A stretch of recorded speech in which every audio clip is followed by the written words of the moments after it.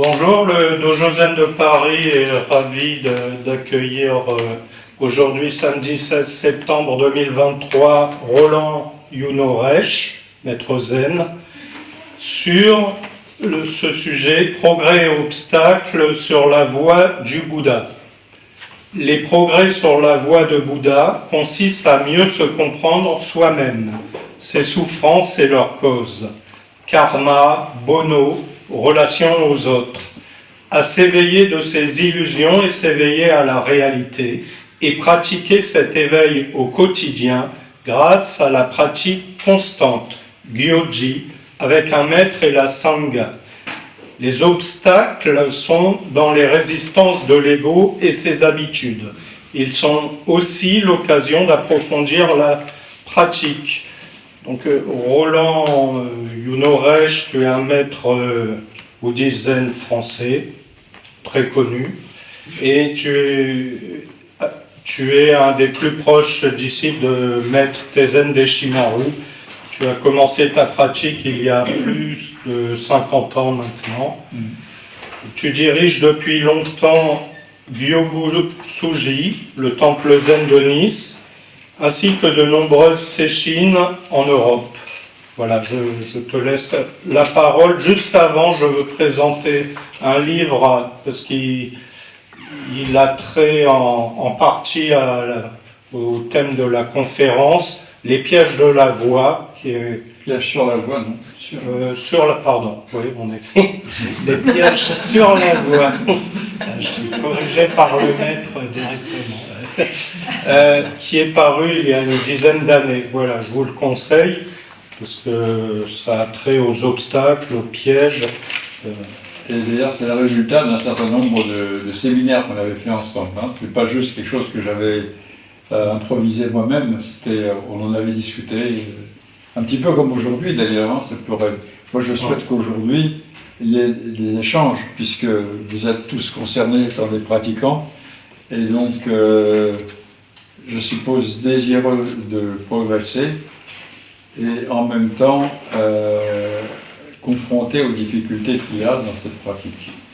Alors, le thème lui-même, le titre est un peu piège pour moi, parce que, en fait, je me rappellerai toujours cette célèbre phrase de Kodo Sawaki: tant qu'on ne peut pas pratiquer un zazen qui ne sert à rien, alors le zen ne sert vraiment à rien. Le zen ne sert vraiment à rien. Donc, parler de progrès, c'est délicat, parce que ça suppose qu'on a une certaine forme d'avidité de progresser, de tenir quelque chose, de tenir des mérites à la pratique de la zen. D'ailleurs, j'ai amené la liste. Alors, c'est ça le paradoxe, c'est que Maître Deshimaru parlait des mérites de la zen. Il nous en avait fait une liste que j'avais, je pense que quelque part par là. Et en même temps, il enseignait toujours Mushotoku, c'est-à-dire qu'il ne faut pas rechercher les mérites. Et donc, sa réponse à ce paradoxe, qu'il y a beaucoup de mérites à la pratique de zen, il en avait listé 10, mais qu'en même temps, il ne faut pas rechercher les mérites. Et alors il disait, les mérites de la zen, ce sont finalement les mérites de Mushotoku, c'est-à-dire les mérites, les effets favorables à résoudre d'ailleurs les problèmes de souffrance humaine, à partir du moment où on est capable d'avoir une pratique spirituelle libérée de l'habilité d'obtention, y compris de mérites spirituels, de satori, d'éveil, etc. Nirvana. Donc, c'est pour ça que je dis que c'est un petit peu un piège, mais de parler des progrès sur la voie, mais ça n'empêche pas qu'il faille en parler, je pense, et on va en débattre ensemble. Alors, le plan que j'ai adopté, parce que c'est là un sujet extrêmement vaste, c'est d'abord de parler des 4 vœux de Bodhisattva, comment on progresse et quels sont les obstacles et les difficultés par rapport à la réalisation de ces 4 vœux de Bodhisattva. Et ensuite, j'ai pris les 6 paramitas comme pratique essentielle du zen. Et à chaque fois, nous verrons comment on progresse dans ces paramitas, dans ces paramitas, et quels sont les obstacles qu'on rencontre à vouloir les pratiquer. Je suppose que pour tout le monde, les paramitas, c'est clair, enfin, ils avaient en tête, enfin si ce n'était pas le cas, je rappelle que ce qu'on appelle les paramitas, c'est les 6 pratiques qui sont le don, les préceptes, la patience, l'effort énergique, la méditation et la sagesse. Donc c'est vraiment dans le bouddhisme du grand véhicule, le Mahayana, les 6 paramitas, c'est les pratiques de base, les bodhisattvas. Donc c'est une autre pratique à nous. Voilà. Alors pour ce qui concerne, on va commencer avec les vœux. Progresser dans les vœux, c'est d'abord progresser dans le premier vœu. Le premier vœu, c'est aussi nombreux que les êtres sensibles, je veux les aider tous à résoudre leurs souffrances. On va que ça tous les jours. Normalement, on devrait le chanter avant même de commencer la pratique de vœux. D'ailleurs, il y a un maître zen qui, alors que nous chantons des vœux à la fin du zazen, après la Doshinyo, il y avait un maître zen, je ne me rappelle plus qui c'était, mais qui commençait, il disait il faut commencer par réciter les vœux, même mentalement, et après on commence le zen. Ça donne le sens de la pratique. Donc le premier vœu, c'est aussi nombreux qu'il faut les êtres sensibles, nous faisons le vœu de les aider à se libérer tous de leur souffrance. Alors pour progresser dans la réalisation de ce vœu, évidemment, il faut développer en nous l'esprit de compassion et bienveillance. Et pour développer cet esprit de compassion, il faut développer cette capacité d'empathie, de se mettre à la place des autres. Et pour se mettre à la place des autres, il faut faire de la place en soi. Parce que si on est plein sur l'ego, il n'y a pas de place pour les autres. Et donc, la pratique de zazen est une pratique dans laquelle, normalement, comme disait Dogen, c'est apprendre à se connaître soi-même, et c'est apprendre à se connaître soi-même, c'est apprendre à s'humilier soi-même. Donc apprendre à lâcher prise avec notre égocentrisme. Donc, ce lâcher prise avec notre égocentrisme, c'est ce qui ouvre le cœur et qui permet d'être disponible pour se mettre à la place de l'autre. Et donc, si l'autre éprouve de la souffrance, évidemment, partager cette souffrance, sans pour autant, ça c'est le point délicat, se laisser engloutir par la souffrance des autres. D'ailleurs, parmi vous, il y a beaucoup de thérapeutes, de gens qui sont dans les relations d'aide. C'est tout le problème d'aider les gens qui souffrent. C'est que pour vraiment les aider, il faut à la fois avoir de l'empathie, se mettre à leur place, mais pas trop, parce que sinon on sombre dans la souffrance et ça nous empêche de pouvoir véritablement continuer ce rôle, je vais dire travail, parce que c'est un vrai travail. Donc, éprouver de la compassion et de la bienveillance. Parce qu'on parle toujours de compassion, parce qu'on pense toujours à l'aspect souffrance. Première noble vérité du Bouddha, c'est dukkha. C'est-à-dire qu'à partir du moment où on est né, où on entre dans l'existence, on entre nécessairement en contact avec le caractère insatisfaisant de cette existence. Et ce caractère insatisfaisant de l'existence, c'est qu'elle est impermanente. Donc à partir du moment où on est né, on est voué à mourir. Et même si on ne peut pas penser à la mort, on ne peut pas ne pas le savoir au fond de nous-mêmes. De même que tout ce que nous pouvons obtenir est impermanent. Et donc, même les meilleures choses que l'on puisse obtenir, même le grand amour, on sait au fond de soi-même que probablement ça ne durera pas, d'une manière ou d'une autre. Et finalement, ça ne durera définitivement pas, parce qu'on va devoir mourir. Donc, c'est la raison pour laquelle il y a des tragédies célèbres où les amants meurent ensemble, hein, pour ne pas se quitter, pour ne pas être séparés. Hein. Alors, donc le premier vœu, c'est ce vœu de compassion, et qui implique donc cette capacité de se mettre à la place des autres, mais aussi la bienveillance, pas seulement la compassion. La bienveillance, c'est le désir de contribuer au bien-être, au bonheur des autres, et notamment en partageant les sources du bonheur dans la vie. je me souviens que quand on était avec Mendy Shimaro, c'était un vrai bonheur, parce qu'il avait une très grande joie de vivre. Et quand on était ensemble, il y avait une ambiance de fête très souvent.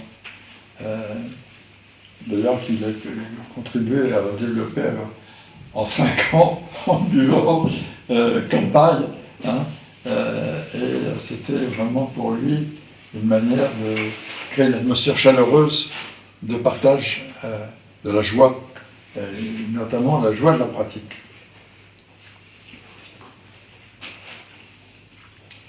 Pour pouvoir éprouver de la compassion, donc il y a ça, cet aspect-là, mais la compassion, ça doit être... C'est très facile d'avoir de la compassion pour les gens qu'on aime, mais aussi pour les gens qui nous sont indifférents, qui sont la majorité des cas, et aussi, ça c'est plus difficile, pour les gens avec lesquels il y aura une certaine hostilité. Il y a nos ennemis, il y a les gens qui nous veulent, les gens qui nous ont fait du mal, nous veulent du mal, ou les gens vis-à-vis desquels on a des sentiments négatifs. À la limite, on leur souhaiterait qu'il leur arrive malheur, parce que ce serait une façon de se venger du mal qu'ils nous ont fait. Ça existe, ces sentiments-là. C'est pas beau à dire, mais malheureusement, ça existe. Ça n'existe pas, il n'y aurait pas de guerre. Hein. Et donc, avoir de la compassion aussi pour les gens qui nous ont fait du mal, ça c'est le côté un peu christique, hein, de l'amour. Mais c'est aussi le cas du Bouddha, hein, c'est exactement la même attitude. Avoir de la compassion aussi pour ses ennemis, pour les gens. Vous savez que Bouddha a été menacé de mort nombreuses fois, et il a échappé à des sortes d'attentats en quelque sorte. Hein, parce que les maîtres hindous de l'époque étaient jaloux de son succès, et donc il a eu affaire à des difficultés. Et donc il n'a jamais éprouvé le besoin de vengeance de quoi que ce soit. Il a toujours éprouvé un amour très chaleureux pour tous les êtres. Et je trouve que ça, c'est une chose importante. Ça ne doit pas être seulement un problème moral, mais quelque chose que l'on peut expérimenter. Par exemple, vis-à-vis de gens qui sont agressifs, qui veulent nous agresser. On a tendance à vouloir se défendre, évidemment. C'est logique. On est animé par la peur et on veut se protéger.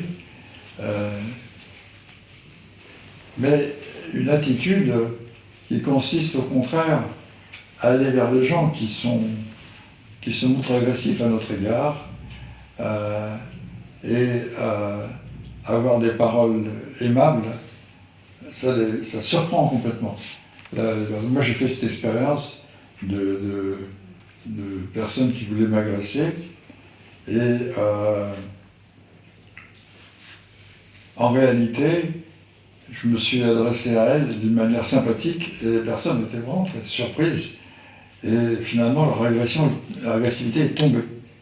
Je pense qu'il y a un côté contagieux dans la bienveillance, dans l'amour bienveillant, parce qu'au fond tout le monde aspire à ça. Tout le monde aspire à être aimé, tout le monde aspire à rencontrer de l'affection, de l'amour chaleureux.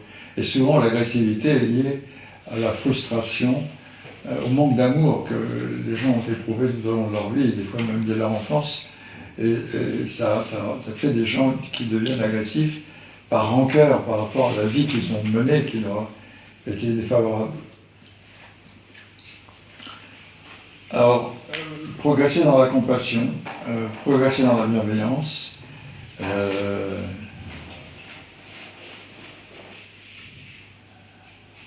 ça implique aussi de ne pas juger. Pour que la compassion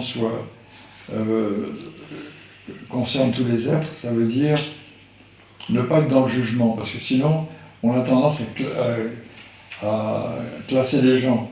Des gens qui sont bien, qui méritent notre attention, qui méritent notre aide, notre compassion, notre bienveillance, etc. Il y a des gens qui sont vraiment pas valables, on a jugé négativement. Et donc ces gens-là, il ne faut surtout pas les aider, surtout pas avoir la compassion pour eux. Tout ce qu'il faut, c'est les corriger éventuellement. et éventuellement les agresser.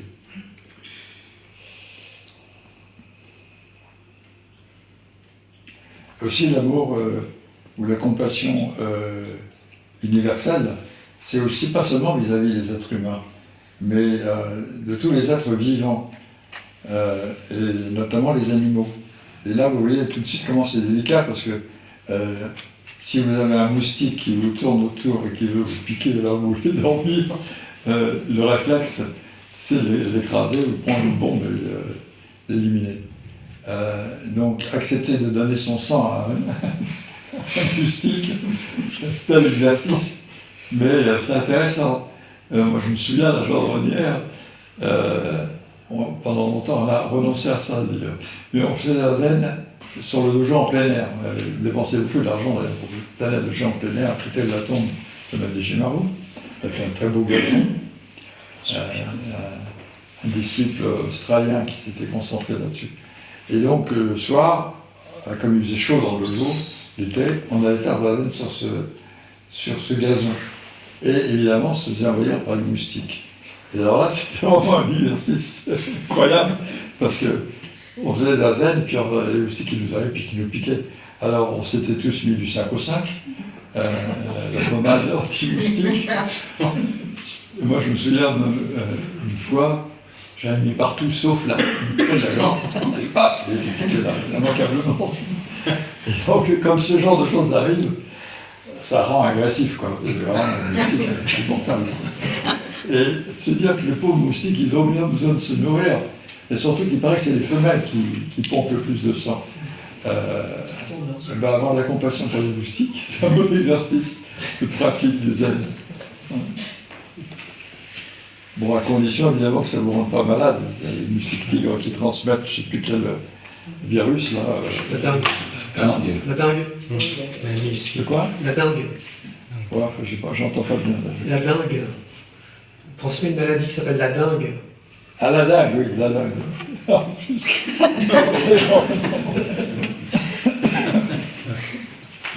Donc ici, pour avoir de la compassion, il faut de la sagesse. Donc il ne s'agit pas d'être en sacrifice, il faut savoir se protéger aussi.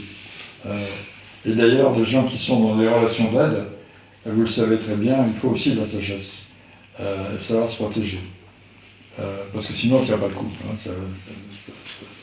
voilà.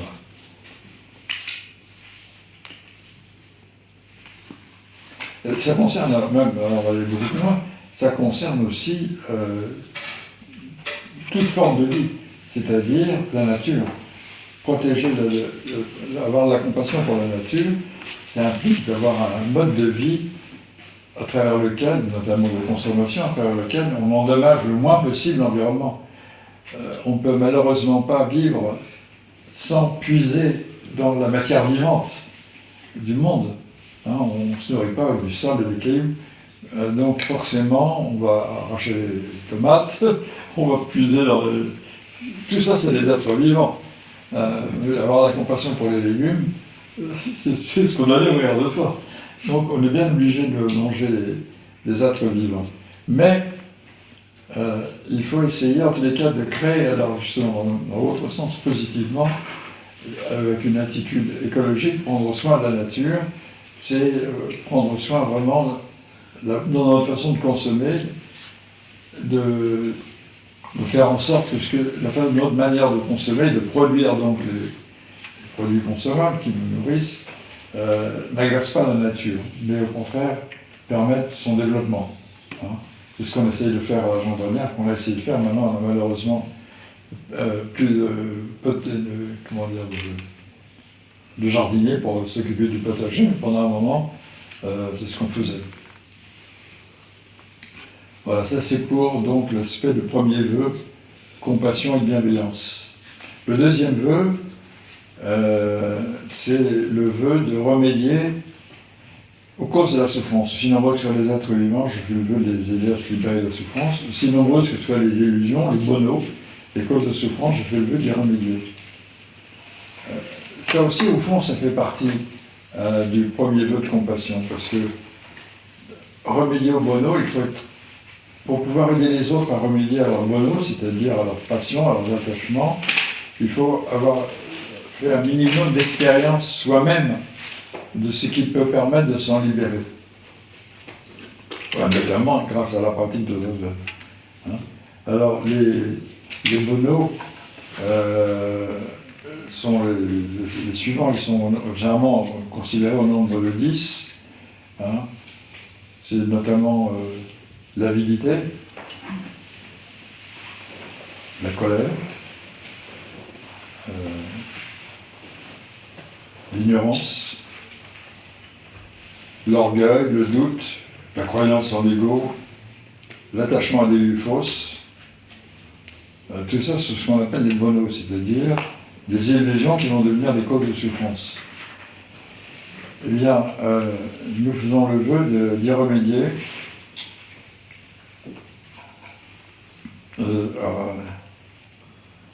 Pour ce qui concerne les désirs, par exemple, évidemment, il y a des désirs sains. C'est comme Épicure par rapport à ce problème.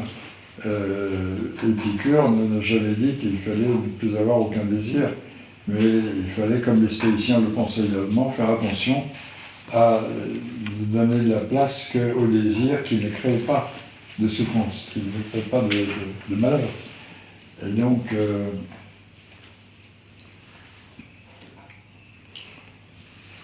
voilà, donc ça veut dire que pour pratiquer ce vœu, il faut aussi de la sagesse.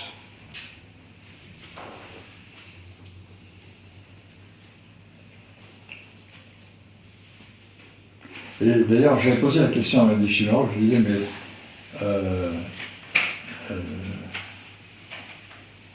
faire le vœu de remédier au bono,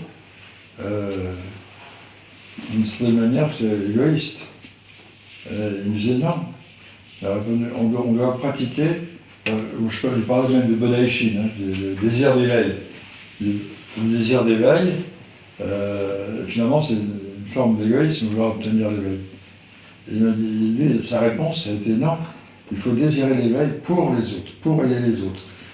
Et comme je le disais déjà tout à l'heure, si on n'a pas soi-même un certain degré d'éveil, des degrés très importants, différents, mais si on n'a pas un minimum d'éveil, on ne peut pas aider les autres à s'éveiller. C'est pas possible.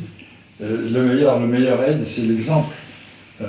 Et sans prêcher, prêchasse, sans même dire quoi que ce soit, mais simplement par notre propre manière d'être, ça peut susciter l'envie des autres de se dire mais comment fait cette personne pour avoir ce degré d'équanimité, de sérénité, etc., ou de bienveillance.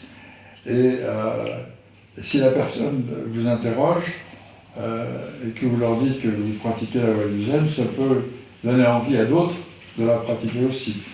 Voilà. Donc, encore une fois, ce que je disais tout à l'heure, c'est que l'exemple est beaucoup plus puissant que la prédication.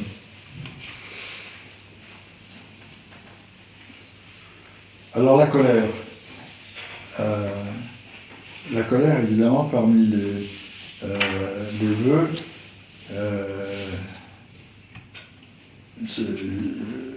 de remédier au bono, il faut remédier à la colère, parce que la colère est extrêmement dangereuse. Alors, la colère peut être clastique, on dit, c'est clastique, c'est destructrice. Hein, parce qu'il déclenche des agressions entre individus, mais aussi entre classes sociales, entre pays et guerres. Et cependant, la colère peut être tout à fait justifiée, naturelle, c'est-à-dire l'injustice suscite naturellement la colère. Et à ce moment-là, il ne faut pas vouloir supprimer cette colère. Il faut simplement apprendre à la canaliser. C'est-à-dire, la colère, c'est une énergie, hein, une émotion. Les émotions, il y a toujours de l'énergie dans l'émotion. Et cette énergie, il faut pouvoir la canaliser d'une manière positive pour faire en sorte de remédier à ce qui a causé cette colère, c'est-à-dire généralement quelque chose qui paraît injuste. Donc par rapport à l'injustice, combattre pour la justice, c'est une bonne manière d'utiliser l'énergie de la colère. Quant à l'ignorance, l'ignorance, tout le sens de la pratique de la voie, hein, c'est de dissiper le plus possible notre ignorance. Et c'est pas toujours facile parce que il y a des choses qu'on ne veut pas voir. C'est pas l'ignorance, c'est pas toujours une absence. Il peut y avoir une ignorance voulue en quelque sorte. Je ne veux pas le savoir. Il y a des choses qu'on ne veut pas savoir, ne serait-ce que de nous-mêmes. Hein, tout ce qui est de l'ordre du refoulement, de la répression, de ce qui va donner de nous une mauvaise image, ou même simplement être contraire à la moralité. Alors, comme on n'aime pas éprouver de la honte, on va avoir tendance à réprimer ce qui pourrait nous mettre en colère, créer de la colère, chez nous, chez les autres. Mais encore une fois, je pense qu'il y a un bon aspect à la colère, c'est cette énergie de remédier à ce qui est injuste. Quant à l'ignorance, c'est vraiment le fondement même de notre pratique de la voie, hein, c'est d'essayer d'apprendre à se connaître soi-même. Et apprendre à se connaître soi-même, ça veut dire pas seulement se connaître au niveau de notre personnalité, nos caractéristiques, notre mode de fonctionnement, mais se connaître soi-même, c'est aussi apprendre à connaître notre véritable nature de Bouddha, c'est-à-dire à prendre conscience de cette nature de Bouddha. Et cette nature de Bouddha, Dogen avait conclu son chapitre sur le Busho, la nature de Bouddha. Donc au fond, la nature de Bouddha, c'est l'impermanence. Alors que l'impermanence et l'interdépendance, c'est au fond la véritable nature de tout ce qui existe, la nature de Bouddha. Et tout ce qui existe, tout ce qui naît va mourir, tout ce qui vient à l'existence va disparaître un jour ou l'autre. Même les galaxies finissent par imploser. Hein. Alors c'est pour dire que si dans le cosmos, tout finit par disparaître, ce qui ne veut pas dire que tout va complètement, le grand collapse. Mais ce qui disparaît, ça donne à la suite de ça une énergie de nouveau pour une nouvelle forme d'existence. Hein. Il y a cette vision cosmique, moi, que j'aime bien, qu'avaient les Indiens intuitivement, mais que maintenant les cosmologues découvrent à leur tour. C'est cette idée d'un univers en expansion, hein, mais qui aboutira à un moment donné à un big crash. C'est l'inverse, hein, de l'expansion. C'est que l'énergie qui a provoqué l'expansion va disparaître et ça va provoquer un effondrement. Un crash et l'effondrement. Et ce qui voudrait dire que l'existence est faite justement d'apparition et de disparition. Et la pratique du zen est une pratique qui, la sagesse notamment, la sagesse du zen, est une pratique qui consiste à comprendre, mais je me reparlais toujours de comprendre l'ordre cosmique et de s'harmoniser, de suivre l'ordre cosmique. Et suivre l'ordre cosmique, c'est s'harmoniser avec l'impermanence et l'interdépendance. Donc, la voir, comment ça fonctionne, l'accepter, même si ça nous dérange, et surtout quand ça nous dérange. Et ça dérange forcément l'ego, parce que l'ego est une fabrication mentale que nous avons constituée, pour une bonne raison fondamentale, que nous avons besoin d'avoir un sens de notre identité personnelle pour exister dans le monde social. Les gens qui n'ont pas d'ego, c'est les schizophrènes, ou les gens qui ont un ego complètement perverti, c'est les paranoïaques par exemple, ils n'arrivent pas à fonctionner. Donc c'est important de prendre soin de son ego. Mais c'est comme à propos de l'épicure et des désirs, il y a un bon ego. Hein. Le bon ego, c'est le fait d'avoir conscience de son identité et conscience du fait que nous n'existons pas seuls. Donc c'est avoir un ego non égocentrique, un ego qui se conçoit comme constamment en relation. Et donc, d'ailleurs, la Sangha est un trésor aussi pour cette raison-là, c'est que dans la Sangha, on peut véritablement approfondir cet aspect de la relation aux autres. Des fois, dans le monde social, on a du mal dans les relations aux autres, parce que souvent les autres ne partagent tellement pas notre vision de la vie qu'on n'a pas envie de partager quoi que ce soit. On ne peut pas, se sent pas capable de partager. Mais dans la Sangha, où nous aspirons tous à une pratique d'éveil, le partage est beaucoup plus facile, beaucoup plus possible.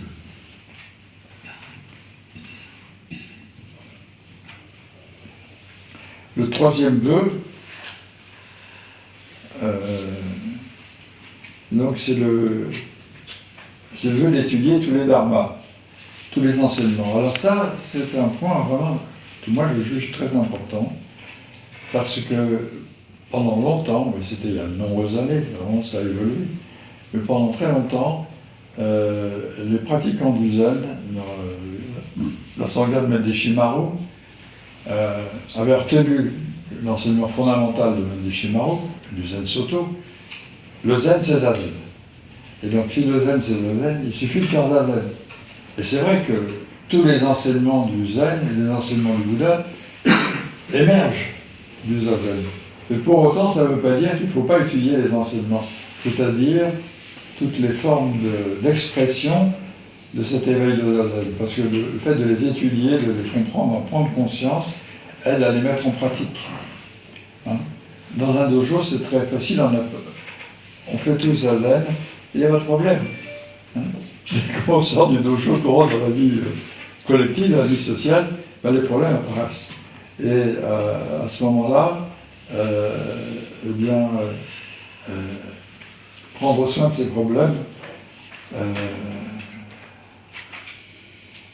en utilisant les enseignements du Bouddha, c'est très important. Et ces enseignements concernent tous un seul problème. Le Bouddha a enseigné pendant 45 ans, comme vous savez, et pendant 45 ans, il n'a enseigné qu'une seule chose, c'est remédier à la souffrance. Et donc tous les enseignements du Bouddha, d'une manière ou d'une autre, concernent ce problème et les remèdes à ce problème. Et donc, comme Shakyamuni a eu, lui, et puis ensuite tous les maîtres de la transmission, ont eu cette bienveillance de partager leur éveil avec les autres et donc de donner aux êtres humains les moyens d'accéder au même éveil et à la même réalisation, je pense qu'il est important d'étudier leur enseignement. Hein, puisque cet enseignement, c'est pas quelque chose de théorique ou c'est pas dogmatique, c'est pas une idéologie. Hein, ce sont des enseignements, encore une fois, qui ont une fonction fondamentale thérapeutique. Hein, c'est vraiment remédier aux causes de la souffrance. Donc il faut les étudier le plus possible. Hein. Et moi, pendant un moment, je me suis concentré sur un chapitre du Shobogenzo, un chapitre additionnel du Shobogenzo, qui sont les 108 portes du Dharma. Hein. Juichi, non, je sais pas, bon, je ne me rappelle plus en japonais. Enfin, 108 portes du Dharma. Et j'en ai fait des enseignements pendant des mois là-dessus, 2 bouquins publiés sur ce sujet-là. Et j'y reviens régulièrement parce que c'est vraiment fondamental, ces 108 portes du Dharma. Et les étudier, ça permet d'approfondir sa pratique vraiment en détail dans la vie quotidienne. Donc voilà pour le troisième vœu. Et évidemment, l'obstacle, c'est l'ignorance, c'est même cette stupidité ou la méconnaissance qui consiste à croire que les enseignements ça ne sert à rien, que la zen ça suffit et que c'est pas la peine d'étudier les enseignements. Et le quatrième vœu, c'est réaliser, aussi parfaite que soit la voie de Bouddha, je fais le vœu de la réaliser. Alors ça, c'est délicat, parce que réaliser parfaitement la voie de Bouddha, je pense que c'est intéressant, cette idée me vient maintenant, que justement parce que ce vœu est tout à fait idéal,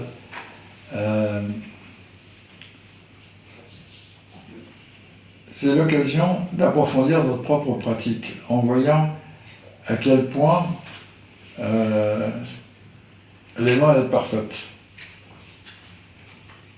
Et donc, c'est finalement faire le vœu de réaliser la voie de Bouddha, c'est au fond se donner l'occasion d'éclairer nos insuffisances, d'éclairer nos illusions, d'éclairer à quel point nous sommes loin de l'avoir vraiment réalisé.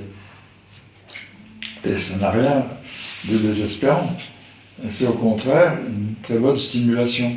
Mais c'est aussi un remède au fait d'être infatué de soi-même, de se dire « moi je pratique ça depuis 50 ans, j'ai tout compris », etc.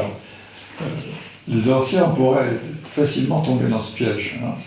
Eh bien, je pense qu'il est important d'avoir cette honnêteté, de se rendre compte que, au fond, plus on pratique, plus on se rend compte qu'on a besoin d'approfondir la pratique. Hein, que c'est infini.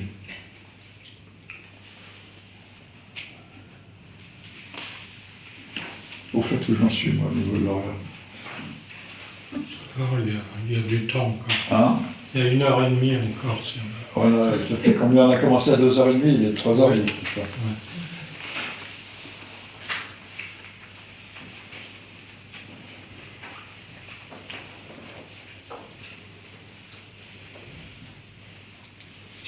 Donc ce quatrième vœu, c'est au fond ce qui nous incite à pratiquer ce qu'on appelle le Gyöji. Et même les Shimaru avaient longuement parlé de ce Gyöji, c'est-à-dire la pratique constante, à travers l'exemple d'un grand nombre de moines de la tradition, de maîtres, de patriarches. Et je vous invite à, c'est très intéressant, il avait fait ça pendant le camp d'été, il nous avait détaillé un peu la biographie d'un certain nombre de grands maîtres zen, de grands patriarches, et en parlant vraiment de la véritable nature de leur pratique, comment ils ont eu une pratique constante. Comme je le disais tout à l'heure, donc on a plus besoin d'exemples que de conseils, et l'exemple de tous les maîtres de la transmission est quelque chose de très, très précieux. Et étudier cet exemple, c'est vraiment important. On a publié récemment la biographie de Mendes Shimaru. Enfin, non, il y a longtemps qu'elle est publiée. Mais je vous invite à la lire, c'est vraiment un très grand enseignement.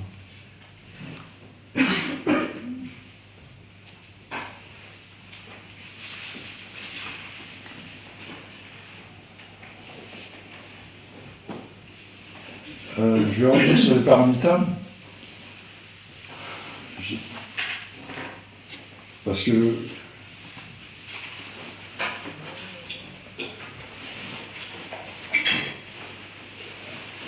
je n'ai pas vraiment parlé des paramitas, je n'ai pas trop développé finalement les paramitas, je suis passé directement au vœu. Hein.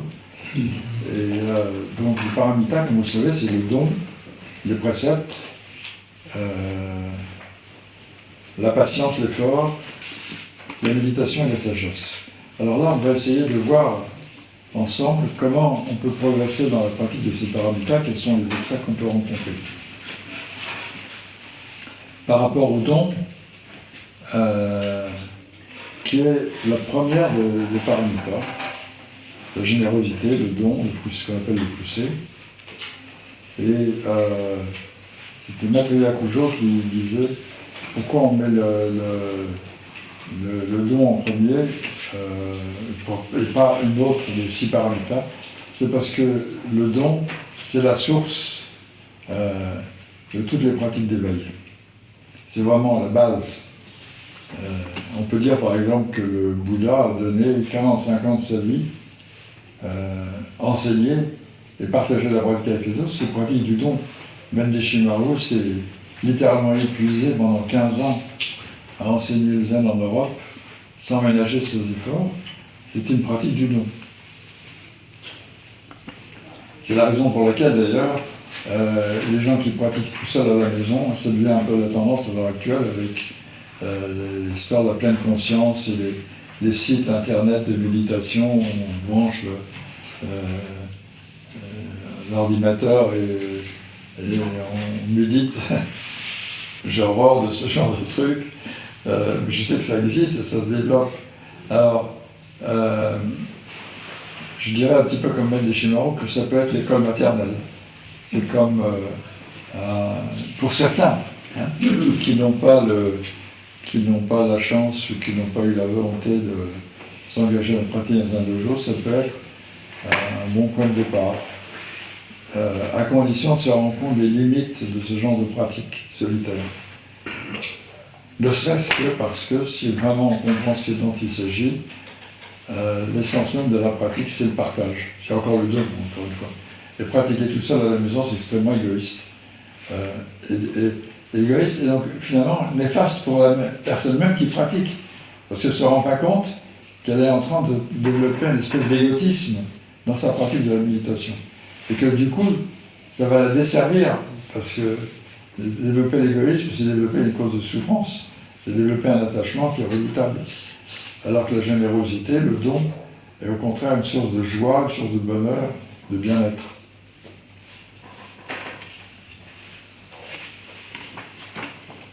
Voilà pour le premier paramètre du don. Alors évidemment, il y a toutes sortes de dons. Et saisir toutes les occasions de donner, c'est important.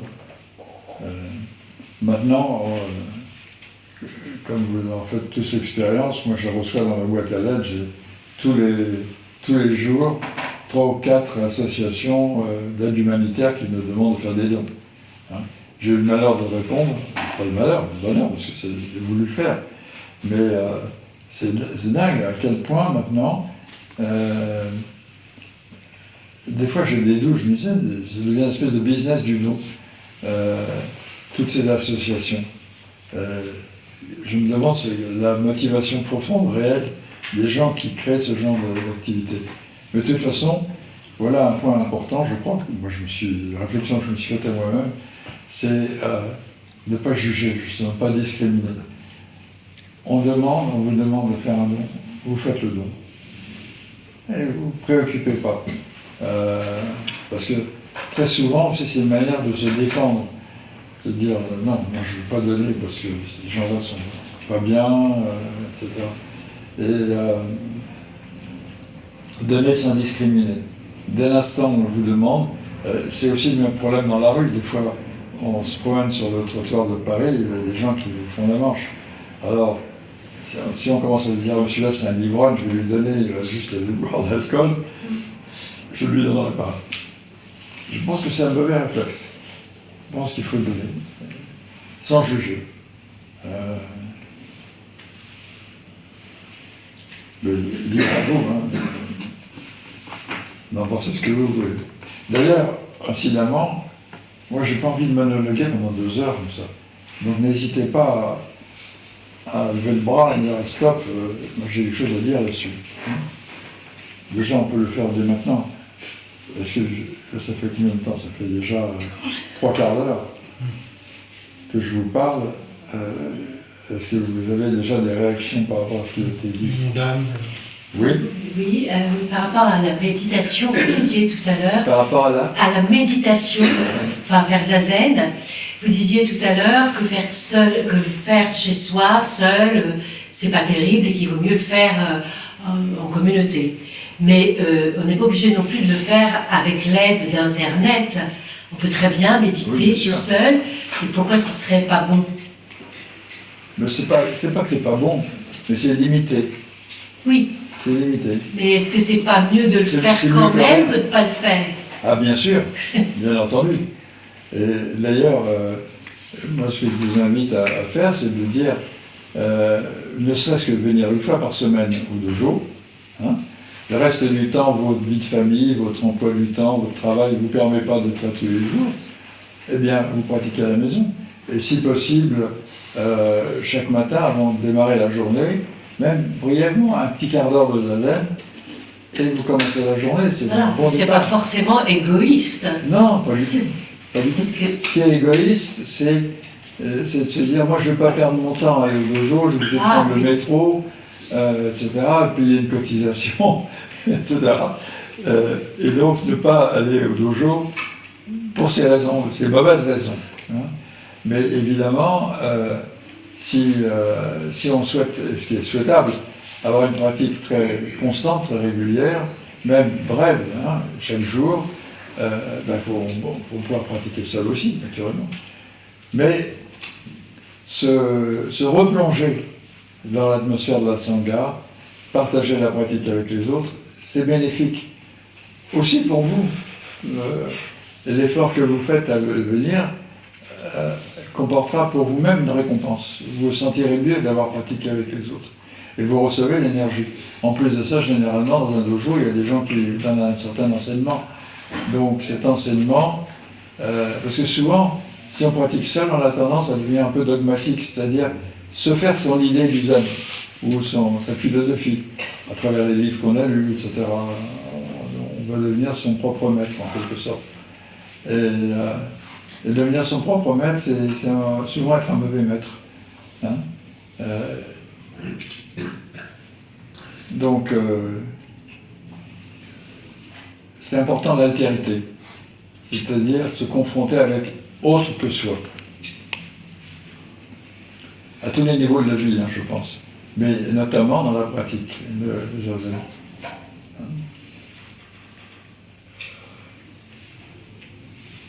Et le fait de pratiquer avec les autres, c'est aussi l'occasion de donner, c'est aussi l'occasion des échanges, même si on n'y passe pas beaucoup de temps, mais ne serait-ce que dans les vestiaires, où le matin après la Genmai, il y a un moment de partage, et ces moments de partage sont très, très fructueux. Nous, au dojo de Nice, tous les matins, on fait le zazen, pas de kinyin, on fait un seul zazen, mais après, à la Genmai, on se réunit autour de la table, et vraiment des partages extrêmement riches, d'échanges vraiment, d'expériences de la vie quotidienne, des questions qui sont posées par les uns donnent l'occasion à d'autres de répondre. Et vraiment, là, je me rends compte à quel point la Sangha, c'est un trésor. Et pratiquer seul, c'est se priver de ça. C'est dommage. Merci. D'autres questions? Oui. Oui, tout à l'heure, tu as parlé de la bienveillance, la compassion, etc., l'empathie, et tu as conclu, mais extrêmement brièvement, sur il faut quand même effectivement se protéger un peu soi-même. J'aurais voulu que tu reviennes là-dessus, c'est-à-dire qui protège quoi et comment on trouve le juste milieu entre le don, cette volonté de donner, et le moment où on sent que ça devient peut-être pas juste, mais en fait, ce qui est compliqué, c'est le regard, si ça vient d'un égoïsme ou de quelque chose d'autre. Enfin, j'aurais voulu que tu reviennes là-dessus, sur cette histoire de qu'est-ce que tu entends par savoir se protéger soi-même. Voilà.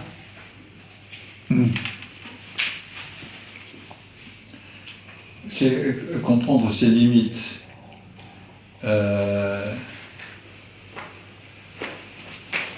C'est-à-dire ne pas s'infliger de la souffrance.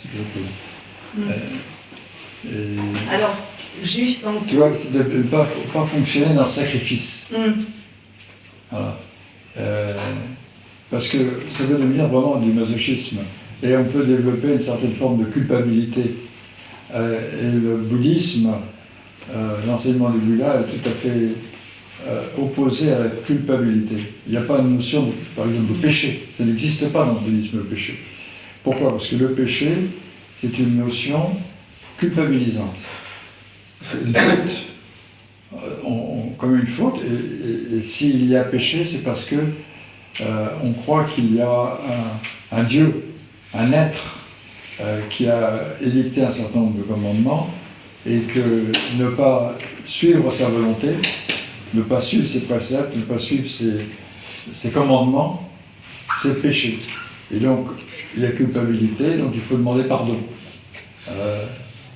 Ça n'existe pas dans le bouddhisme, ça, parce que le Bouddha a enseigné des préceptes mais comme des conseils pour remédier à la souffrance, et non pas comme des impératifs moraux. Hein? C'est plutôt de la sagesse. Et donc, ne pas suivre les préceptes du Bouddha, c'est s'exposer à souffrir soi-même. Et donc, finalement, se protéger soi-même et suivre l'enseignement. De cette façon, suivre l'enseignement, c'est ce qui va nous permettre de mener une vie équilibrée, une vie juste.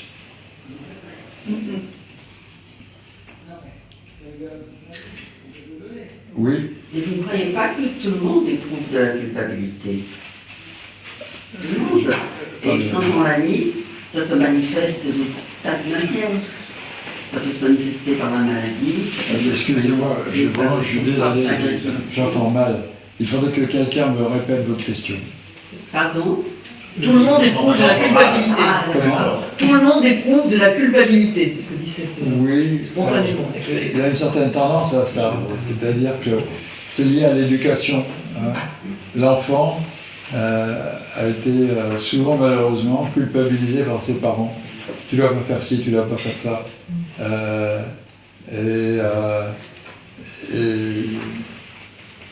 C'est vraiment le grand problème de l'éducation.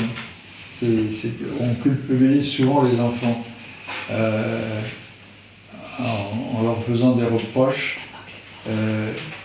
qui vont leur donner à penser qu'on a créé de la souffrance. Ils ont créé de la souffrance à leurs parents en n'obéissant pas à leur volonté, à leur désir, et ça s'est enraciné dans notre psyché depuis la petite enfance. Ça vient de là, je crois, la culpabilité, à la base. Alors après, évidemment, dans le système social, il y a toutes sortes de manières de culpabiliser les gens. Hein, dans les entreprises, par exemple, dans les administrations, on a tendance, je crois que ça se développe maintenant, moi je suis à la retraite, mais il semblerait que ça se développe de plus en plus, qu'on exige de plus en plus de travail et d'investissement de la part des travailleurs. Et on les culpabilise, et ils se culpabilisent eux-mêmes d'ailleurs de ne jamais en faire assez. Hein, d'où le burn-out, fameuse maladie très répandue à l'heure actuelle. Le burn-out provient de la culpabilité, très souvent. Parce que on s'est convaincu, ou on a été convaincu qu'on n'en faisait pas assez. Et on n'en fait jamais assez. Et dans un système capitaliste où il faut que chacun rapporte le plus possible de profit à l'entreprise, le base même du fonctionnement de l'entreprise est culpabilisant.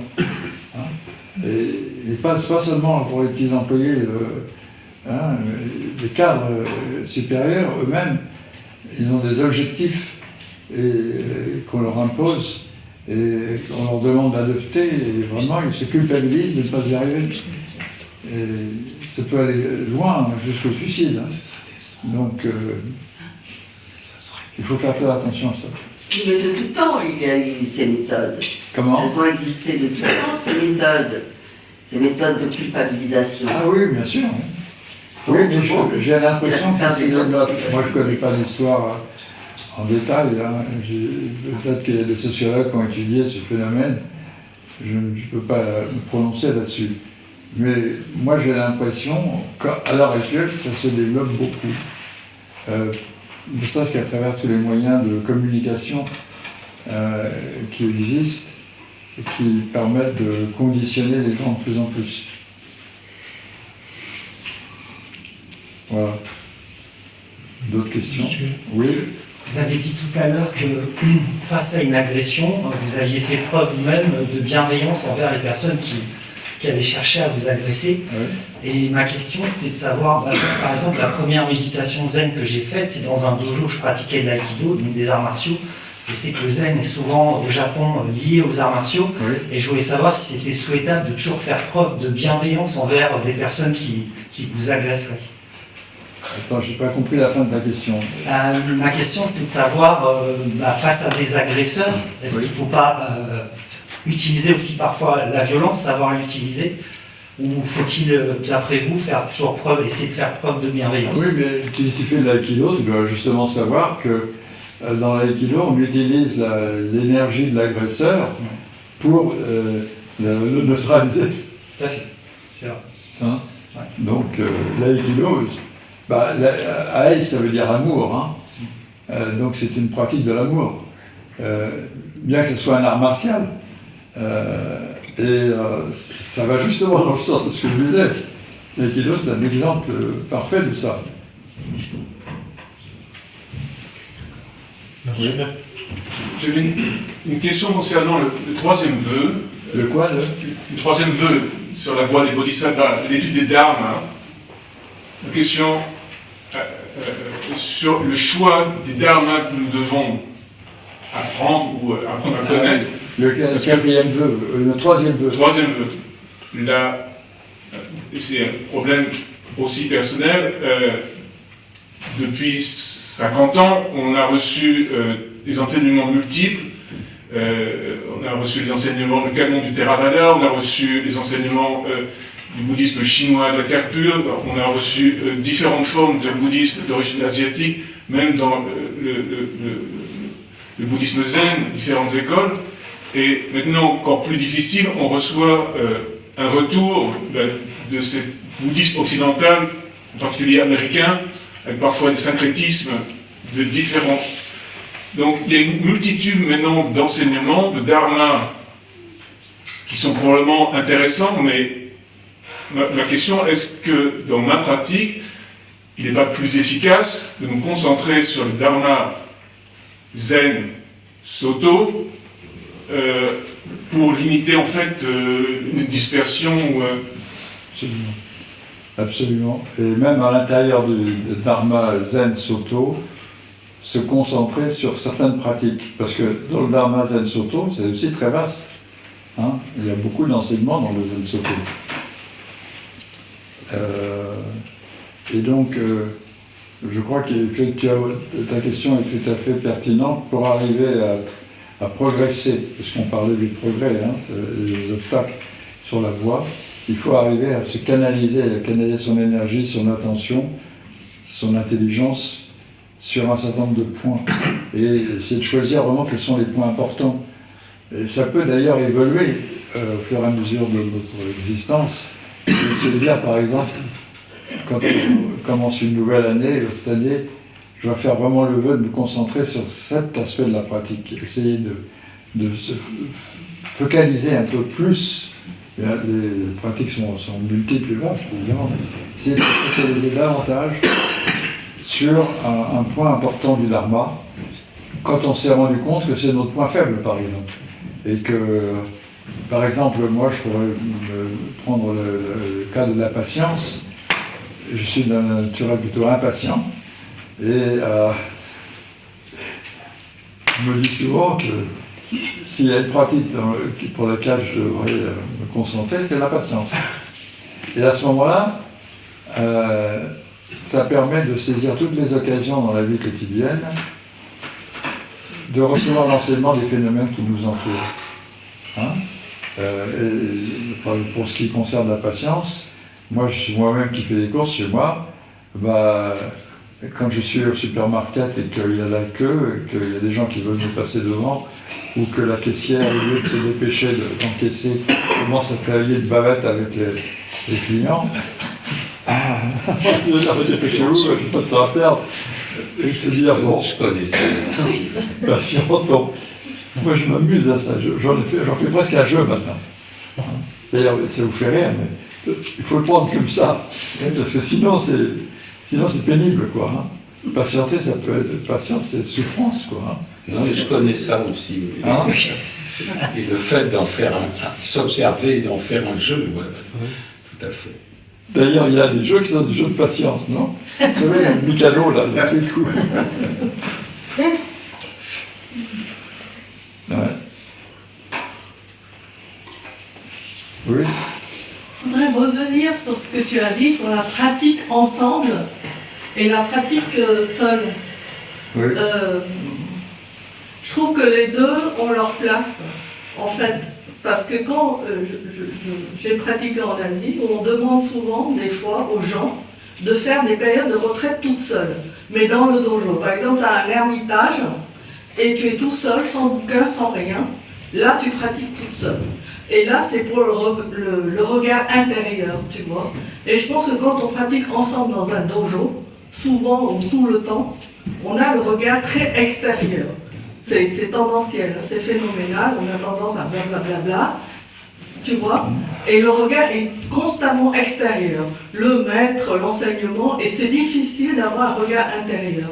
Et je vois que quand tu arrives à avoir le regard intérieur, c'est je m'enferme moi-même, je regarde avec les textes, je mets mon ragosso et je bosse.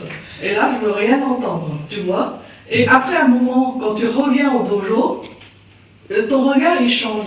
Tu vois, il est moins extérieur, il devient plus compassionné, il devient plus normal. Alors, est-ce qu'il ne faut pas les deux? Oui. Et ici, on a trop tendance à faire, tu vois, que la pratique au dojo. Ou c'est très extérieur. Tu as raison, je suis d'accord avec ça. C'est d'ailleurs, je pense que c'est une bonne chose de se donner une régularité pour partager la pratique avec les autres dans la sangha. X fois par semaine, ça doit chacun décider, au minimum une fois évidemment, mais de se donner aussi chaque jour un moment pour une pratique solitaire à la maison, éventuellement en famille, mais même pas nécessairement en famille. Les deux, c'est bien. Ne pas dépendre les autres non plus. Hein? Tout à fait. Oui, de même, je pense qu'on peut utiliser, avec discernement, utiliser Internet pour compléter une pratique d'un dojo qui ne peut pas offrir suffisamment d'heures de présence aux gens, et en veillant bien sûr à ce que les gens qui se connectent soient des vrais pratiquants, c'est-à-dire qui vont régulièrement dans des dojos. Je pense que là, on peut, ça ne remplace pas bien sûr la présence dans un dojo, c'est aussi autre chose qu'une pratique purement seule, ça a des côtés intéressants. Oui. Voilà. Oui, c'est possible, moi, je ne condamne pas ça. Je dis, ce que je critique, c'est du coup de se dispenser de l'effort de participer à une pratique collective dans un dojo, parce qu'on trouve ça plus commode, après tout, pas perdre son temps dans le métro et tout à fait. Pratiquer seul à la maison. Ça, c'est le défaut que je trouve. Mais autrement, moi, vous savez qu'au dojo de Nice, on met pas mal de mes enseignements, aussi bien Kusen que conférences, en podcast. Et il y a des gens qui pratiquent chez eux, et ils branchent l'ordinateur, ils écoutent le Kusen sous forme de podcast. Et je trouve ça très bien. Mais seulement s'ils se disent, moi, après tout, je n'ai plus besoin d'aller au dojo, je vais écouter les podcasts, j'attends que ça arrive, ça c'est moins bien. Voilà, bien sûr. Ouais. Je vois que tu commences à t'endormir, peut-être qu'il va falloir qu'on aille s'occuper. On a 2 heures, mais on n'est pas obligé, à tout prix, de remplir les 2 heures. Avoir envie de faire autre chose. Non. Moi, j'ai une question, mais ça concerne le Kusen. J'ai une question qui concerne le Kusen qui a été donné il y a 2 heures. 2 jours. Ouais. Comment faut-il concilier attention et lâcher prise?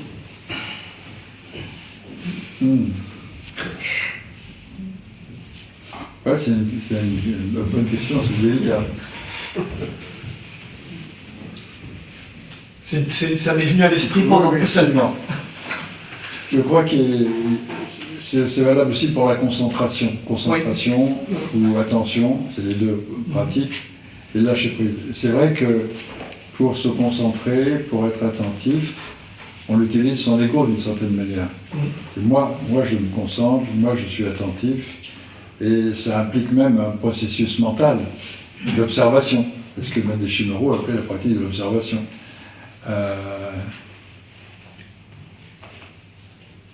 Et je pense que c'est bien, c'est nécessaire, mais qu'il ne faut pas rester seulement à ce niveau-là. Donc au fond, il faudrait pouvoir d'une manière très fluide passer de l'un à l'autre. Commencer par la concentration. La concentration, c'est ce qui permet d'établir un certain calme mental, d'y voir plus clair. Pas être dans l'agitation, le Sandran, et généralement quand on pratique en plus dans une ville comme Paris où il y a beaucoup d'activités, on arrive au dojo et des fois, surtout le soir, on a la tête pleine. Et donc la première pratique importante, c'est vraiment de retrouver le calme mental. Et donc de faire un peu le vide, entre guillemets, on ne fait jamais complètement le vide, mais au moins arrêter les pensées conscientes. Et donc, si on se met tout de suite dans l'observation, on risque d'entretenir un état de Sandran, d'agitation. Donc il faut commencer par la concentration. Mais une fois que, et au bout de combien de temps, je dirais peut-être 10 minutes, de concentration, on a atteint un certain degré de calme mental, à ce moment-là, se mettre plutôt dans l'attitude d'observer qu'est-ce qui surgit. Et c'est un koan très intéressant d'être assis en zazen. On ne fait rien, on ne cherche pas à obtenir quoi que ce soit, ni même à se concentrer sur quoi que ce soit, mais simplement ouvrir l'œil. Qu'est-ce qui va apparaître là? Qu'est-ce qui va surgir? Comme si maintenant je me disais, quelle prochaine pensée va me venir à l'esprit que je vais pouvoir vous partager. Et souvent quand on fait ça, on s'aperçoit que ça contribue largement au calme mental. Parce que je pense que les pensées sont un peu comme des voleurs. C'est-à-dire que si on les observe très attentivement, ils vont avoir tendance à se cacher, disparaître. Vous pouvez faire l'expérience ici, maintenant, tout de suite. Essayez de vous dire quelle va être la prochaine pensée qui va venir à mon esprit. Là, maintenant, tout de suite.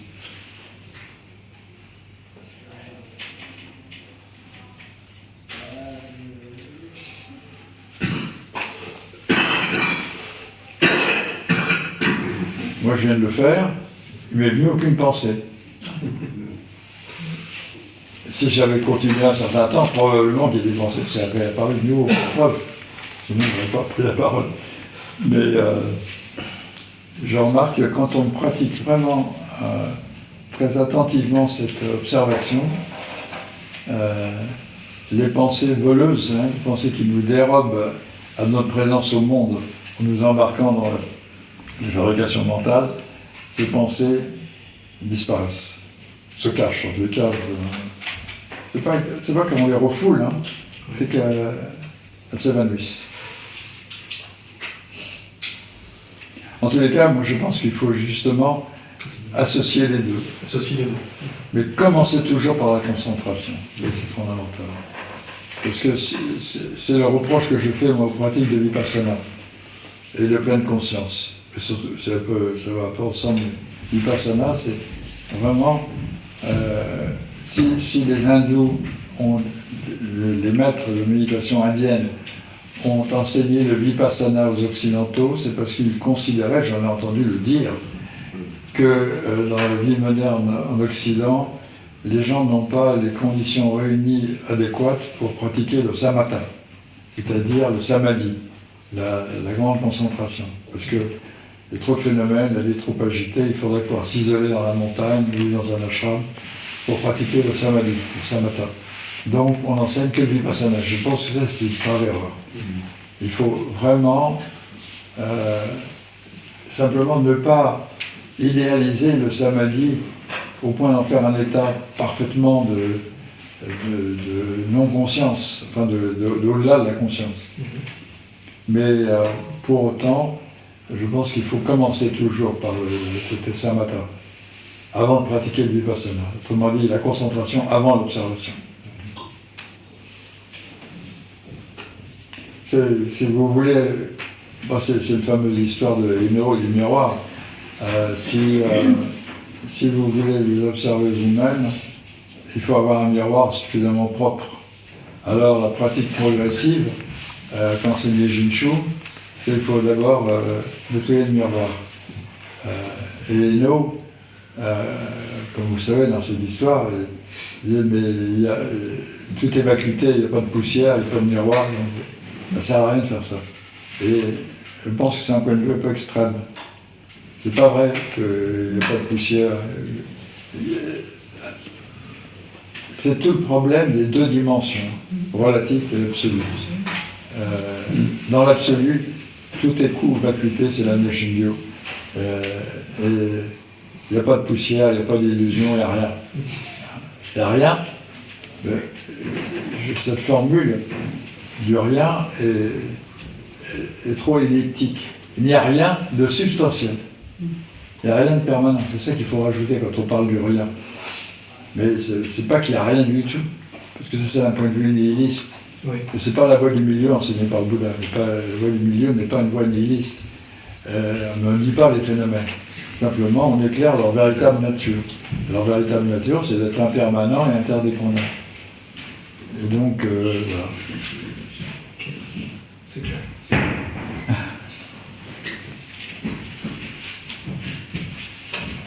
Oui, je vois un doigt encore. Quand on acquiert un calme intérieur, pardon, te lever, que je te vois un peu. quand on acquiert un calme intérieur, Oui. quand on pratique le zen, on peut ne pas avoir de pensée. Ça peut paraître, on peut ne pas penser, voilà. Et c'est pas du sommeil, on pense pas. Mais je suis d'accord que ce n'est pas substantiel. Alors, comment faire pour que ça le devienne? Pour que ça devienne quoi? Eh bien, que la pensée soit suffisamment concentrée. C'est-à-dire que j'ai acquis un calme intérieur qui fait que quand je fais zazen, et j'en fais pas depuis longtemps, je ne pense pas. C'est comme ça. Tu ne penses pas, c'est-à-dire tu arrêtes, je n'ai pas de pensée. Tu arrêtes les cogitations volontaires. Voilà. Cogite pas. Oui, si on veut, oui, j'arrête les cogitations. Oui. Bon, ben ça c'est très bien. Oui, mais je sens que c'est pas réellement de la concentration. Je le sens. Mais qu'est-ce que tu appelles concentration? C'est-à-dire, je sens que c'est pas assez concret.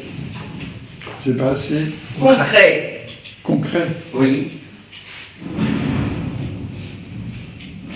Alors je dois faire comme si c'était très bien, quoi. Je comprends pas. C'était très bien. D'accord, ok, c'est pas grave. Quelqu'un peut m'expliquer ce que vous avez compris de sa question? Ah bon? Vous ne comprenez pas la question? En fait, je ne sais pas si vous parlez de Fushiryo, l'absence de pensée, ou l'absence de cogitation. Ça, c'est autre chose. La rumination mentale qui fait que, bon, on ne sait même plus qu'on est en train de faire zazen, on est complètement dans la zen, oui. Ou simplement les pensées qui surgissent les unes après les autres et qui passent. Mais je n'ai plus de pensée.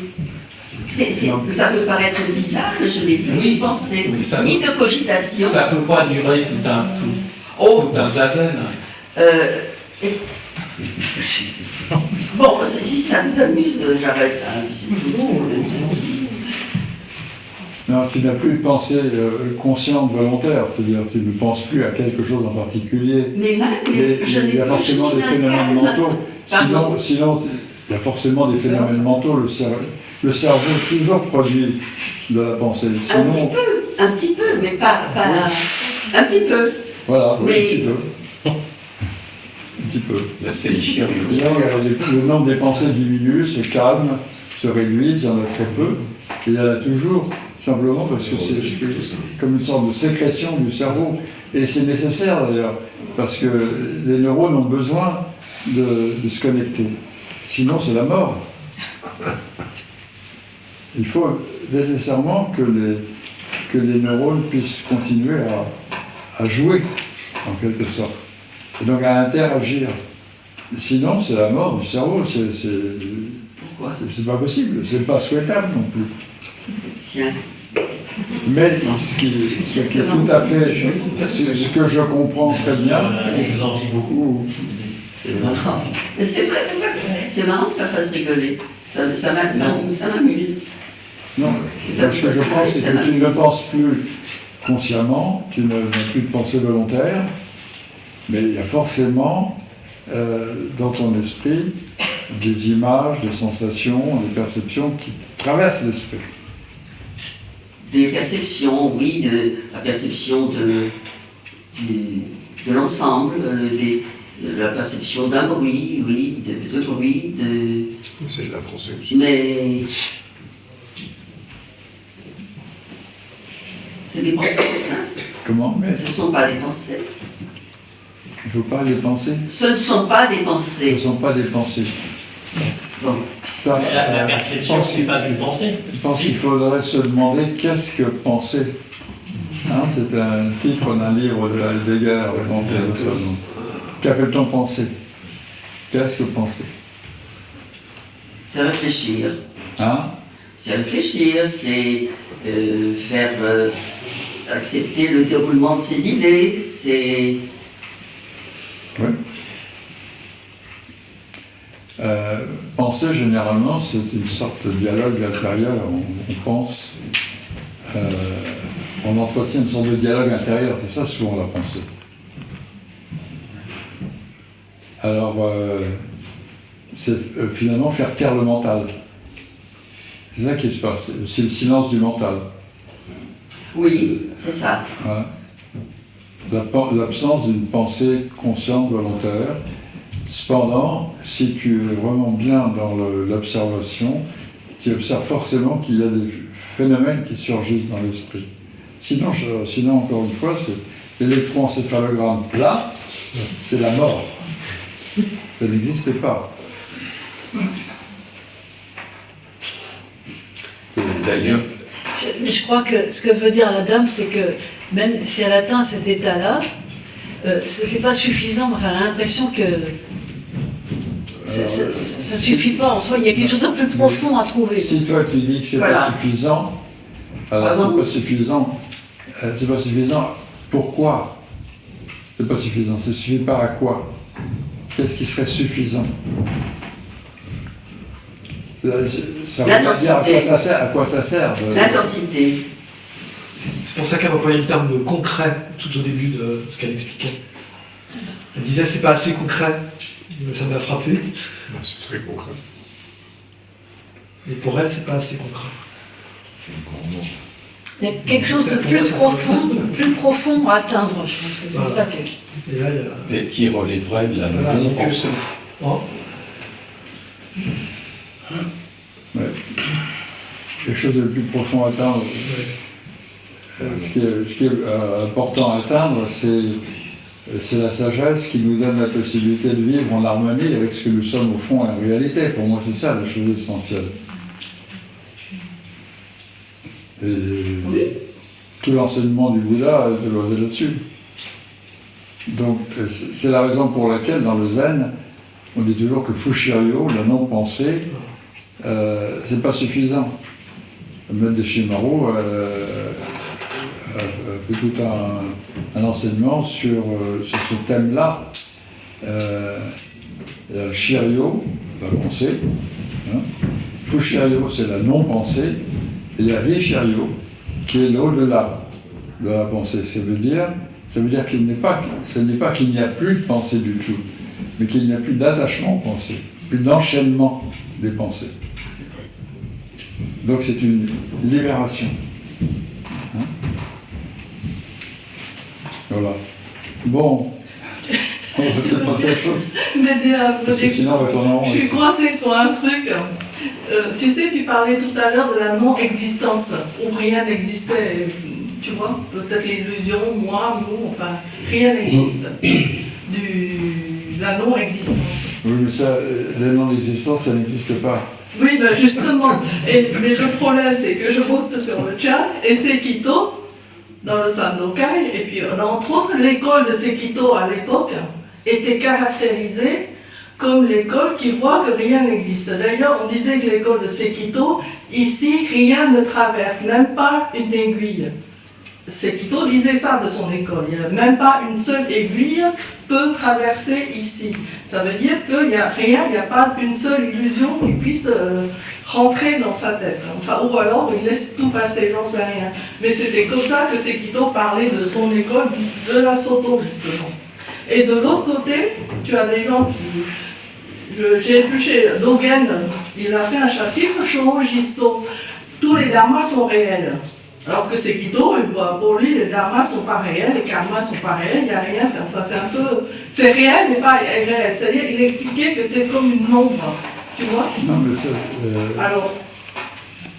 c'est vraiment la question de savoir qu'est-ce que c'est que la réalité. Qu'est-ce que tu en penses de tout ça En tous les cas, il y a de l'existence. Oui. Voilà. Maintenant que cette existence ne soit pas réelle, ça signifie qu'elle n'est pas substantielle. Oui. Voilà. Elle n'est pas substantielle, c'est pas quelque chose de saisissable. C'est pas quelque chose du tout. Mais n'empêche qu'il y a de l'existence de phénomènes qui fonctionnent dans l'impermanence et l'interdépendance. Et c'est la vie. Et c'est la vie. Et c'est bien. Il ne faut pas vouloir autre chose. Parce que sinon, être trop attaché à la vacuité, c'est une faute. Oui, je pense que Sekito, il n'a pas enseigné ce qu'on pourrait prendre pour une sorte de nihilisme dont tu parles. Hein? D'accord. Non, pas nihilisme, il dit simplement il n'y a aucune aiguille qui ne traverse ici. Alors tu peux le prendre comme tu veux, quoi. Aucune aiguille, ça peut être aucune pensée, aucune illusion, rien. Il faut se méfier des images, des métaphores. C'est ça. Parce qu'à partir de là, on peut associer toutes sortes de constructions mentales. Bon. Je me demande si j'avais prévu autre chose. Moi, j'ai une demande à faire parce que tu étais parti sur les 6 paramitas. Oui. Et je me suis arrêté en route. Hein? Je me suis arrêté en route, c'est ça? Voilà. Est-ce que tu pouvais finir sur la 6e, la sagesse, qui est un mot qui est rempli de plein de choses, et je ne suis pas sûr que ce soit très clair pour moi et pour beaucoup de gens, sur le mot sagesse, sur la 6e paramita. La sagesse? La sagesse. D'accord. Voilà. La sagesse, c'est vraiment fondamentalement, c'est d'apprendre à se connaître soi-même.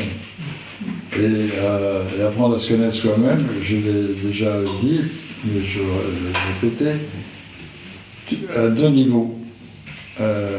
Se connaître soi-même en tant que phénomène, qu'est-ce qui nous caractérise, comment je fonctionne, quel est mon karma, quels sont mes bonos, mes illusions, mes désirs, mes aversions,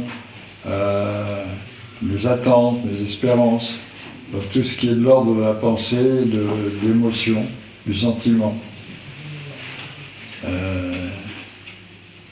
Ça, c'est quelque chose qu'on apprend à détecter, à être de plus en plus lucide par rapport à ce qui nous habite, à ce qui nous anime, à ce qui nous motive, à ce qui nous fait peur, à ce qui nous provoque des émotions de tout genre.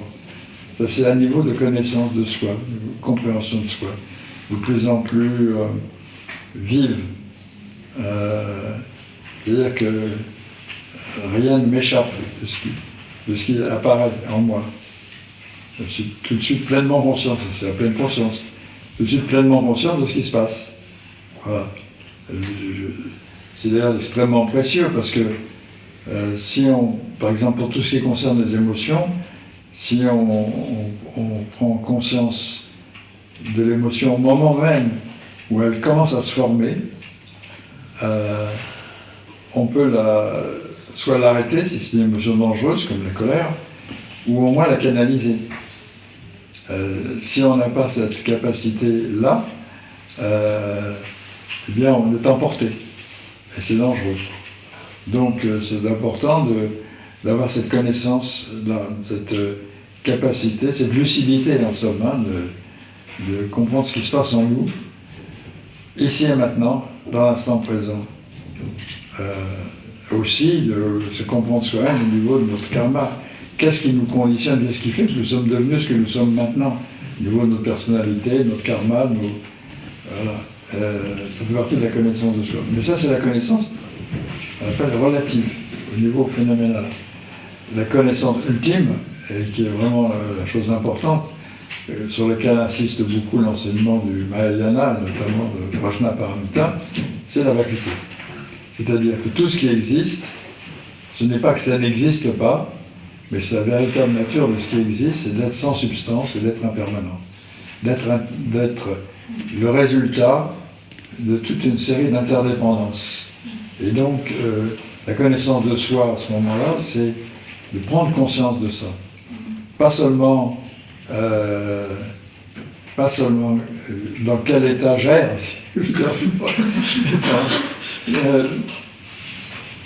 mais quelle est la véritable nature de cet état. Et s'apercevoir que finalement, cet état est impermanent et sans substance, c'est sa véritable nature, c'est l'interdépendance. Et donc c'est ce qu'on appelle vacuité. Mais vacuité au sens d'absence de quelque chose de figé, de fixe, de permanent, quelque chose que l'on puisse saisir, définir. Et c'est tout à fait fondamental pour ce qui est de la connaissance de soi. On peut développer une connaissance de plus en plus fine de nos conditionnements, notre histoire, notre karma. Les gens qui font 10 ans de psychanalyse sont spécialistes de ce genre de choses. Mais ça reste toujours, ça n'en finit pas.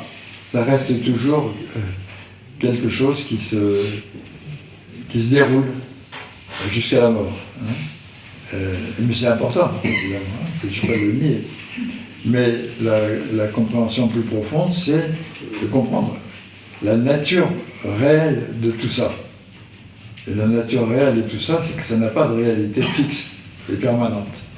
C'est le niveau absolu, pas le niveau relatif. Le niveau relatif, c'est le niveau des phénomènes, le niveau absolu, c'est la véritable nature des phénomènes. Et c'est important d'être capable d'être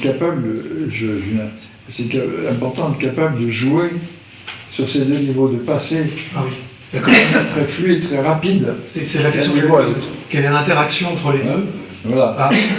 Entre ces deux, enfin on dit niveau, mais oui, enfin je sens bien qu'il y a une interaction entre les deux. Ouais. On est capable de passer par exemple de la compréhension de soi dans une situation où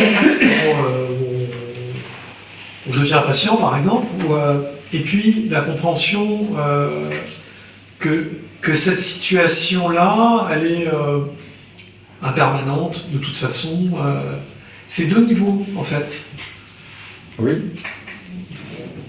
Qu'est-ce qui se passe au fond et en réalité? Ouais. Ça, je te demande. Oui. Précisément, beaucoup de gens, de pratiquants, se représentent l'éveil ou la réalisation spirituelle comme quelque chose de permanent dans lequel on basculerait, on s'installerait totalement, et sans même pouvoir retourner à l'illusion. Ouais. Et tu sais que ce point-là, c'est le point qui a été un sujet de rupture dans ma relation avec un disciple que j'aimais beaucoup, qui était Alain Jacquemart, et sur cette question-là. Lui, il s'était mis à suivre l'enseignement d'un maître qui parlait d'éveil définitif. Et moi, je disais, il n'y a pas vraiment d'éveil définitif. On s'éveille de son illusion. Mais dans la vie, il y a toujours des phénomènes qui surgissent, il y a toujours des occasions de s'illusionner. Mais l'éveil, c'est d'être capable de détecter très vite l'illusion. On s'éveille à propos de ces illusions. Et on s'éveille aussi à la véritable nature de ces illusions. Alors ça, on peut dire que d'une certaine manière, c'est définitif. C'est-à-dire que quand on a compris profondément que les illusions sont vacuitées, c'est quelque chose qui peut être relativement définitif, assez constant. C'est-à-dire qu'on peut y revenir régulièrement, constamment. Mais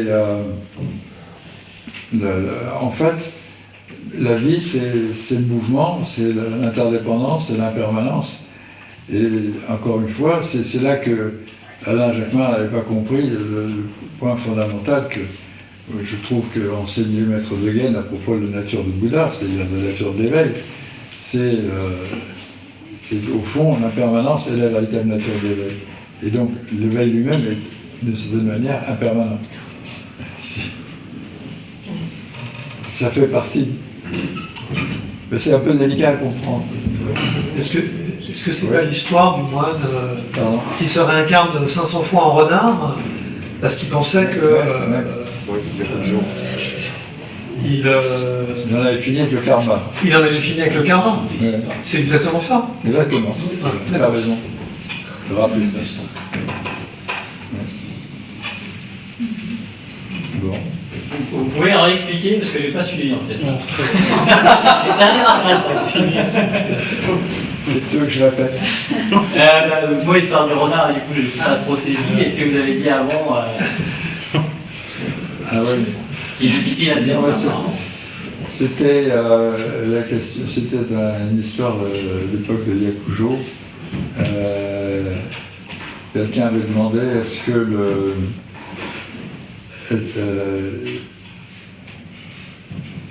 comment dire? Est-ce qu'on peut mettre définitivement, enfin, est-ce qu'un être éveillé a mis fin définitivement au karma?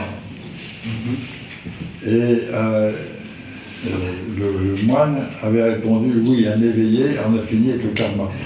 Et à cause de cette réponse erronée, il a été amené à renaître pendant, c'est un peu une histoire légendaire, hein, mais il a été amené à renaître pendant 500 vies sous forme animale de renard. Hein. Renard, d'ailleurs, c'est souvent considéré en Orient comme un animal rusé. Bon. Et donc, le moine en question demande à Yakujo, pour en finir, en espérant en finir avec ces renaissances de renard, quelle est la bonne réponse? Puisque lui, en tant que moine, autrefois, il y a 500 vies antérieures, il avait répondu qu'un être éveillé a mis fin définitivement à son karma. Qu'est-ce que vous répondrez, vous, Yakujo? Et Yakujo a répondu, il ne l'ignore pas. Voilà, c'est vraiment la voie du milieu, c'est-à-dire que il dit pas que l'être éveillé n'en finit pas avec le karma, il ne dit pas que l'être éveillé finit avec le karma, mais il ne l'ignore pas. C'est-à-dire qu'il reste conscient qu'au fond, il y a toujours du karma. C'est ce que dit Céline avec la voix. Mais un être éveillé ne crée pas, en tous les cas, ça c'est encore une question très délicate, ne crée pas de mauvais karma. Parce qu'un être éveillé crée du bon karma. Un être éveillé, du fait qu'il est animé par la compassion, va aider le bodhisattva par exemple. Hein. Le bodhisattva fait le premier vœu, si nous reçoit les êtres vivants, le deuxième vœu, je fais le vœu de les aider. C'est du karma ça, vouloir aider tous les êtres vivants. Bon karma. Alors, ce qui veut dire que un être éveillé, du fait qu'il produit ce bon karma, d'aider tous les êtres, il se condamne à renaître. Mais ça ne le dérange pas, puisque de toute façon, l'idée, c'est que l'idéal, ce n'est pas comme dans le petit véhicule de s'anéantir dans le nirvana de la non-existence, de la non-renaissance. L'idéal du bouddhisme du grand véhicule, du bodhisattva, ce n'est pas de ne plus renaître, c'est pas de s'évanouir dans un nirvana où il n'y a plus d'existence. Ça, c'est la vision du Theravada, en finir avec les renaissances. Comme s'il y avait à l'époque, en Inde, une haine de l'existence. Une sorte de... Nietzsche aurait parlé de nihilisme. C'est vraiment une négation de l'existence. Comme quelque chose de mauvais en soi. Et que donc, le fait de naître, c'était forcément une mauvaise chose. Que l'idéal de la pratique spirituelle, c'est d'arriver à en finir avec les renaissances. Et le zen et le bouddhisme du grand véhicule ne veut pas en finir avec les renaissances, hein, mais en finir avec les renaissances en tant que souffrance, de cause de souffrance. Mais les renaissances en tant que bodhisattva, c'est-à-dire un être qui consacre sa vie, son énergie à remédier justement à la souffrance des autres et à la sienne propre, c'est une bonne renaissance. Et donc il ne faut pas chercher à ne pas renaître, il ne faut pas concevoir le nirvana comme un néant, une inexistence. Mais le nirvana, c'est ni plus ni moins que la cessation des trois poisons, hein, avidité, haine et ignorance. Avidité, haine et ignorance sont les poisons, les bonos de base qui créent la souffrance. Et le nirvana, c'est d'en finir avec l'avidité, avec la haine et l'ignorance. Et c'est pas en finir avec l'existence. C'est transformer l'existence de manière qu'elle ne soit plus soumise à l'avidité, la haine et l'ignorance. D'accord? Ça te laisse... Si, non, carrément, mais je dis que le Bouddha Shakyamuni peut-être revenu, alors il a dit dans le sutra du Paranirvana de Bouddha, Bouddha s'exprimait dans les derniers instants, il a dit à l'Assemblée, posez-moi toutes vos questions, parce que je ne reviendrai plus. Donc, du coup, c'est ça qui a donné naissance au Theravada, en fait. Parce que Bouddha a prononcé cette fameuse phrase en disant « Je ne reviendrai plus. Posez-moi vos dernières questions, c'est votre ultime chance que je vous aide. » Oui, c'est vrai. Voilà. Et donc... Profitez, oui, mais... ouais, tu as raison. Mais on dit qu'il y a plusieurs Bouddhas. On dit qu'il y a des Bouddhas tout le temps. Oui, absolument. Oui. Mais d'ailleurs, Bouddha a transmis le Dharma à Mahakashyapa, qui l'a transmis à Nanda, etc. Donc il y a une transmission. Donc peut-être Shakyamuni n'est pas revenu en tant que Shakyamuni, mais l'esprit de Bouddha a continué. C'est ce qu'il a dit aussi.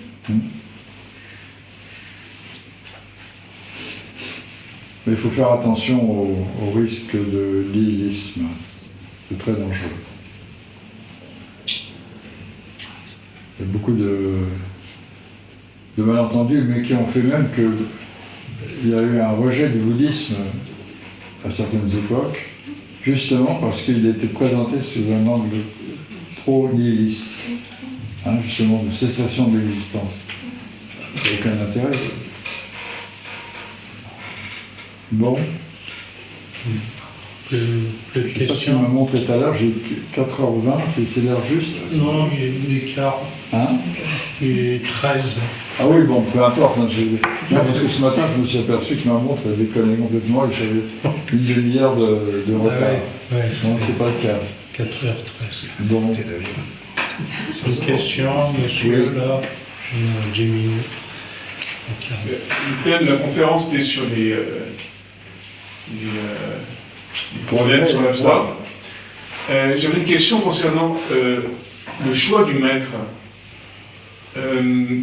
C'est très fort dans le bouddhisme en général, mais dans le bouddhisme Soto en particulier.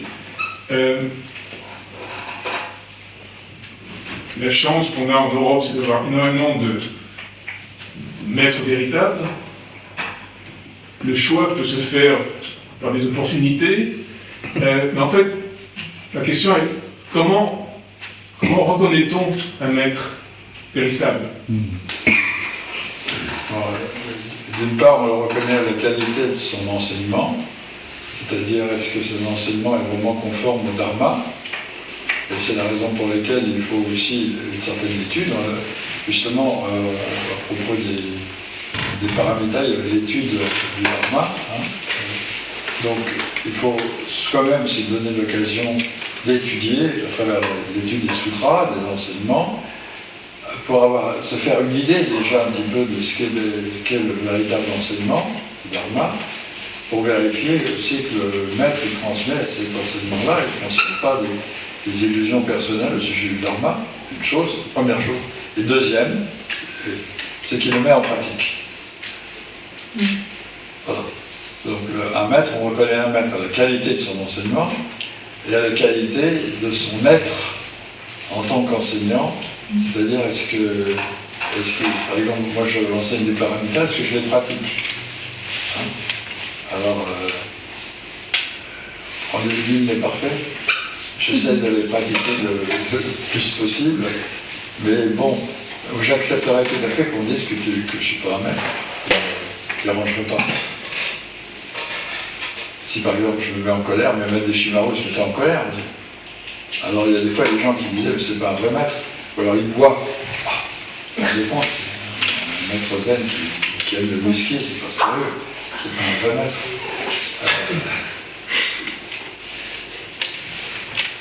Donc, c'est délicat cette question. Mais moi je crois que la qualité d'un maître, c'est à la fois par la qualité de ce qu'il enseigne et par ce qu'il montre de sa pratique, d'encourager les autres à pratiquer. Le maître, il est là, il vous ressource, il vous stimule, il vous donne vraiment envie de pratiquer la voie. Des fois, si on pratique tout seul, on peut avoir des doutes, on peut être un peu découragé, et puis on rencontre le maître, on dit vraiment ça c'est vraiment la voie, c'est ce qu'il faut que je fasse, que je pratique. Donc, qualité de l'enseignement, et qualité aussi de la pratique. Hein? D'ailleurs, dans le chapitre du Shobogenzo de Yen, des questions de ça. Et Yen insistait sur les qualités, qui sont les qualités du maître. C'est-à-dire, la principale qualité du maître, c'est de pratiquer ce qu'il enseigne. Donc, Gyakudo Junshu, c'est le cinquième chapitre du Gyakudo Junshu, il parle de ça de Yen. Voilà. Plus de questions? Plus de questions? Merci. Merci.